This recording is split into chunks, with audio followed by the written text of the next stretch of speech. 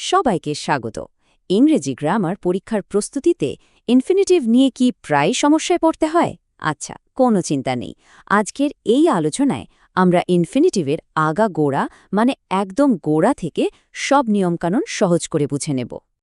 এই প্রশ্নটা কিন্তু আমাদের প্রায়ই ভোগায়, তাই না? যে কখন টু ব্যবহার করতে হবে আর কখন করা যাবে না। তো চলুন আজ এই ধাঁধাটারই সমাধান করা যাক। তাহলে একবার দেখে নেওয়া যাক আজকের আলোচনার বিষয়গুলো। আমরা একদম ইনফিনিটিভ কি সেখান থেকে শুরু করব, তারপর এর নিয়ম, প্রকারভেদ আর সাধারণ ভুলগুলো দেখব, আর শেষে অবশ্যই পরীক্ষার জন্য প্র্যাকটিস তো থাকছেই। তো প্রথমেই আসা যাক সেই মূল প্রশ্নে, ইনফিনিটিভ জিনিসটা আসলে কি?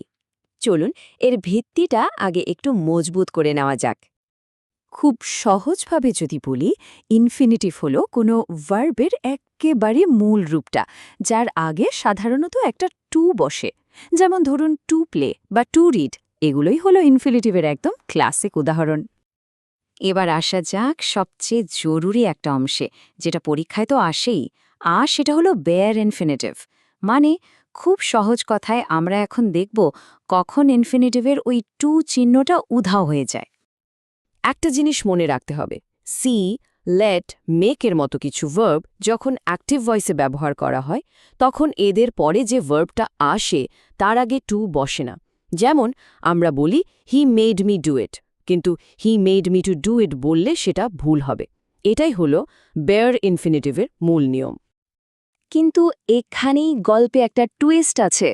পরীক্ষার জন্য এই ব্যতিক্রমটা মনে রাখা কিন্তু ভীষণ জরুরি। এই যে টু বাদ দেওয়ার নিয়মটা, এটা কিন্তু শুধুমাত্র ভার্বগুলো অ্যাক্টিভ ভয়েসে থাকলেই কাজ করে। এই টেবিলটা একটু ভালো করে দেখুন, কি দারুণ ব্যাপার তাই না? অ্যাক্টিভ ভয়েসে যখন বলা হচ্ছে আই স হেম কাম, তখন কোনো টু নেই, কিন্তু যেই বাক্যটা প্যাসিভ হয়ে গেল, মানে হি ওয়াজ সিন টু কাম, সঙ্গে সঙ্গে টু আবার ফিরে এলো। পরীক্ষার প্রশ্নে কিন্তু ঠিক এই জায়গাতেই ভুলটা হয়ে যায়। এছাড়াও আরও কয়েকটা জায়গা আছে যেখানে টু বসে না। যেমন ধরুন ক্যান, উইল, মাস্টের মতো অক্সিলারি ভার্বের পর, আবার হ্যাড বেটারের মতো ফ্রেজের পরেও টু হয় না। যেমন ইউ হ্যাড বেটার গো। আর হি ডিড নাথিং বাট লাফের মতো বাক্যেও টু উজ্জ্ব থাকে। এই উদাহরণগুলো মনে রাখলে কিন্তু খুব কাজে দেবে। চলুন এবার ইনফিনিটিভের প্রকারভেদগুলো একটু দেখে নিই। মানে একটা বাক্যে ইনফিনিটিভ ঠিক কী কাজ করছে সেটা যদি বোঝা যায়, তাহলে সেন্টেন্স অ্যানালিসিসের প্রশ্নগুলো অনেক সহজ হয়ে যাবে। তাহলে মূল পার্থক্যটা কোথায়?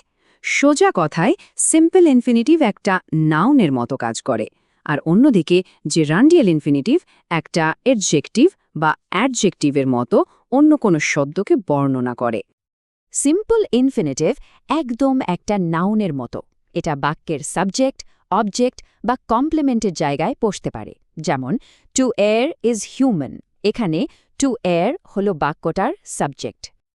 আর অন্যদিকে জেরেন্ডিয়াল ইনফিনিটিভ সাধারণত কোনো কাজের উদ্দেশ্য, কারণ বা শর্ত বোঝাতে ব্যবহার হয়। যেমন ধরুন হি কেম টু সি মি, এখানে টু সি আমাদের বলে দিচ্ছে যে সে কেন এসেছিল।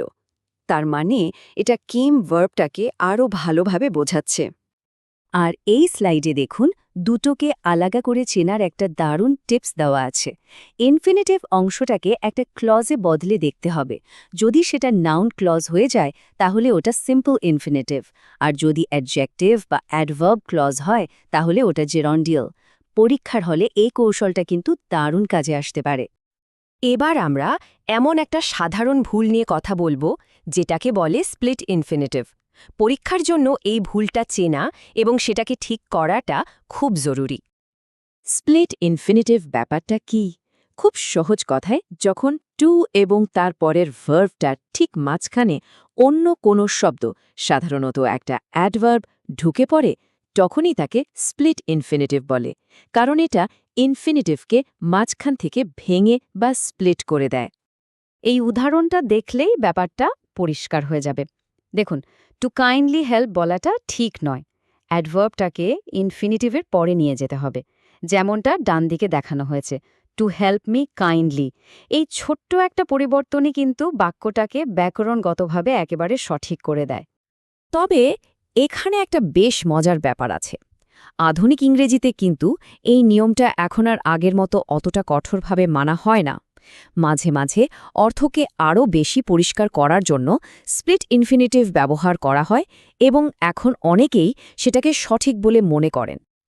আচ্ছা, অনেক নিয়ম তো জানা হলো, এবার তাহলে নিজেদের একটু ঝালিয়ে নেওয়ার পালা, কি বলেন? চলুন কয়েকটি প্রশ্নের উত্তর খোঁজার চেষ্টা করা যাক। এই হলো প্রথম প্রশ্ন। এই বাক্যে ইনফিনিটিভ কোনটা এবং এটা এখানে কিসের কাজ করছে? একটু ভাবা যাক। একদম ঠিক। এখানে টু সি হল একটা জেরান্ডিয়াল ইনফিনিটিভ, কারণ এটা তার আসার উদ্দেশ্য বা পারপাস বোঝাচ্ছে। এবার দ্বিতীয় প্রশ্নটা দেখা যাক। এই বাক্যে ইনফিনিটিভের ভূমিকাটা কি? একেবারে সঠিক। এখানে টু ওয়াক একটা সিম্পল বা নাউন ইনফিনিটিভ, কারণ এটা বাক্যের সাবজেক্ট হিসেবে কাজ করছে। তাহলে এতক্ষণের আলোচনার সবটা এক জায়গায় নিয়ে এলে দাঁড়ায় এই রকম। এই স্লাইডটা এক কথায় ফাইনাল রিভিশনের জন্য একদম পারফেক্ট। মানে বেয়ার ইনফিনিটিভ থেকে শুরু করে স্প্লিট ইনফিনিটিভ পর্যন্ত পরীক্ষার জন্য যা যা দরকার তার সব মূল নিয়মগুলো এখানে গুছিয়ে দেওয়া আছে। আচ্ছা, আলোচনা তো শেষ হলো, কিন্তু যাওয়ার আগে একটা ছোট্ট ভাবনার বিষয় রেখে যাই। এখন তো নিয়মগুলো জানা হলো, তাই না? এরপর থেকে যখনই কোনো ইংরেজি লেখা পড়া হবে, একটু ইনফিনিটিভের ব্যবহারগুলোয় চোখ রাখার চেষ্টা করলে কেমন হয়? দেখতে হবে কোনো মজার বা অদ্ভুত ব্যবহার চোখে পড়ে কি না। এই ছোট্ট অভ্যাসটাই কিন্তু শেখাটাকে আরও পাকা করে দেবে।